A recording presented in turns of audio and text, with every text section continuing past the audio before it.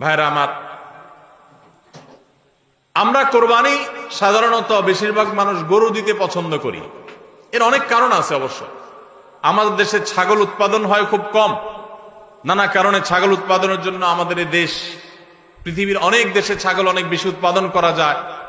বৃষ্টি বাদল এবং ঝড় তুফানের দেশে ছাগল উৎপাদন করা নানা কারণে কঠিন, যার কারণে গরু উৎপাদন বেশি হয়।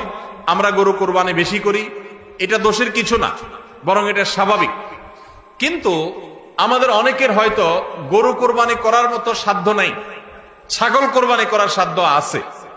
তারপরও দেখা যায় হাওলাত বরাত করে হলেও গরু কোরবানি দেই। কেন? কারণ ছাগল কোরবানি দিলে আশেপাশে মানুষ কি বলবে। এরকম জিনিস আমাদের মধ্যে আছে না নেই?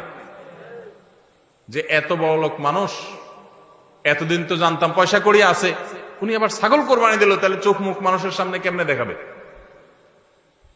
ভাইরা আমার, তো মানুষের কাছে কি বলবো, মানুষ কি বলবে, এই চিন্তা করে যদি গরুর জায়গায় ছাগলের জায়গায় আপনি গরু দেন, হাওলাত করিও দেন, তাতে আপনার এই কোরবানির দ্বারা সওয়াব হবে না।